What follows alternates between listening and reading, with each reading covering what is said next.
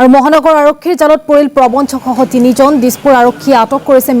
mirage Ahmed নামৰ এটা প্ৰবঞ্চক আৰু আন দুজনক জিডি কাউন্সিল বুলি লিখা এখন গাড়ীও জব্দ কৰে আৰক্ষীয়ে কাইন্ধ আইনৰ সময়ত মহানগৰীত এই গাড়ীখনেৰে ঘূৰি ফুৰিছিল ধৃত মিৰাজ আৰক্ষীয়ে এই সংক্ৰান্তত অব্যাহত ৰাখিছে যেহেতু তদন্ত আমি এই সন্দৰ্ভত অধিক খবৰ জানিবৰ বাবে এই মুহূৰ্তত সংযুক্ত হৈছো পোনপটীয়া সম্প্ৰচাৰযোগে আমাৰ সাংবাদিক মনোৰঞ্জন দত্তৰ হৈতে মনোৰঞ্জন দত্ত আপোনাৰ ওচৰলৈ আহিছো যেহেতু আৰক্ষীয়ে সোধপোছৰ বাবে আটক কৰিছে গতিকে কিবা নতুন তথ্য ওলাইছে নেকি আমি শেহতীয়া খবৰ জানিব বিচাৰিছো মনোৰঞ্জন দিছপুৰ আৰক্ষীয়ে বহুত ডাঙৰ এটা কেলেংকাৰী ফাদিল কৰিবলৈ সক্ষম হৈছে মিৰাজ ৱাছিকুৰ ৰহমান নামৰ এগৰাকী নিজকে যি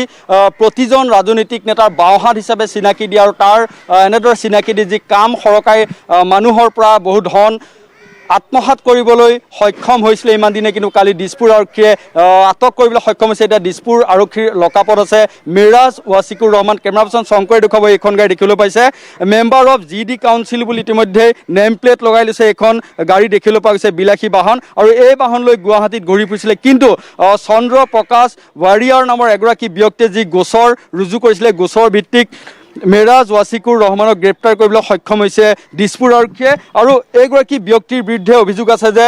ফেক ৱৰ্ক অৰ্ডাৰ উলিয়াই 30 কোটি টকা ইতিমধ্যেই উলিয়াই লৈছিলে পাৰ্টিৰ পৰা আদায় কৰিছিলে খুটা কম্বল আঁঠুৱা আদি যি আবণ্টন সেই আবণ্টন পোৱাৰ নামত 30 কোটি টকাৰ এক ফেক ৱৰ্ক অৰ্ডাৰ উলিয়াই পাৰ্টিৰ পৰা 30 কোটি টকা আত্মসাত কৰিবলৈ সক্ষম হৈছিলে 30 কোটি লৈ উধাও হৈছিলে কিন্তু দিছপুৰ আৰক্ষীত যি গোচৰ ৰুজু হৈছিলে গোচৰ ভিত্তিত কালি আটক কৰিবলৈ সক্ষম হৈছে আৰু কিছু সময়ৰ পিছতেই আদালতলৈ লৈ যোৱা হ'ব মিৰাজ ৱাছিকুৰ ৰহমান এইগৰাকী মিৰাজ ৱাছিকুৰ ৰহমানৰ হাতৰ পৰা ইতিমধ্যে দিছপুৰ আৰক্ষীয়ে সংবাদ মাধ্যমৰ এখন বিশেষ পৰিচয় পত্ৰ লাভ কৰিছে কেৱল সিমানেই নহয় বিভিন্ন ৰাজনৈতিক নেতাৰ লগত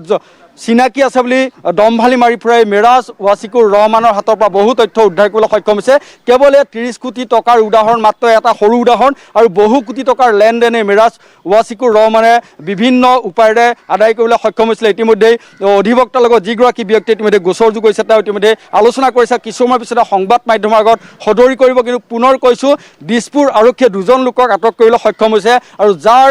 মাষ্টাৰ মাইণ্ড হৈছে প্ৰথমজন হৈছে মিৰাজ ৱাছিকুৰ ৰহমান পুনৰ দেখুৱাব এইখন গাড়ী দেখিবলৈ পাইছে বিলাসী গাড়ী এইখন গাড়ী লৈ ঘূৰি ফুৰিছিলে শদিয়াৰ পৰা ধুবুৰীলৈ বিভিন্ন লোকৰ পৰা কাম দিয়াৰ অজুহাতত পইচা ধন সৰকাবলৈ সক্ষম হৈছিলে শেহতীয়াকৈ 30 কোটি টকাৰ যি ধনৰ লেনদেন যি কেলেংকাৰী তথ্য পোহৰলৈ আহিছে 1 কোটি 2 কোটি টকাৰ কথা নহয় 30 কোটি টকাৰ এক ধনৰ লেনদেন সূতা কম্বল আঁঠুৱা আদি বিতৰণৰ নামত যি আবণ্টিত ধন সেই ধন বিভাগীয় চৰকাৰৰ বিভাগৰ পৰা সৰকোৱাৰ নামত ধন সৰকাবলৈ সক্ষম হৈছিলে আৰু কিন্তু 100 গৰু মাৰিলে যেনেদৰে বাঘৰ মৃত্যু তেনেদৰে আজি মিৰাজ ৱাছিকুৰ ৰহমান দিছপুৰ থানাৰ লকাপত আছে বৰ্তমান আৰু কেইটামান মুহূৰ্তৰ পিছতে আদালতলৈ লৈ যোৱা হ'ব কেৱল এটা গোচৰেই নহয় আৰু বহু কোটি টকাৰ লেনদেন ইতিমধ্যে মিৰাজ ৱাছিকুৰ ৰহমানৰ সৈতে হৈছে দিছপুৰ থানাই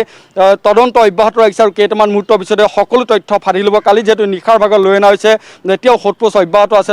লকাপৰ ভিতৰত ৰখা হৈছে আৰু কেইটামান মুহূৰ্তৰ পিছতেই সকলো তথ্য পোহৰলৈ আহিব ৰাজনৈতিক নেতাৰ সৈতে সম্পূৰ্ণৰূপে মিতিৰালি বুলি নিজকে পৰিচয় দি এনেদৰে ধন আত্মসাত কৰা মিৰাজ ৱাছিকুৰ ৰহমান বৰ্তমান দিছপুৰ থানাৰ লকাপত আছে আৰু কেইটামান মুহূৰ্তৰ পিছতেই সকলো তথ্য পোহৰলৈ আহিব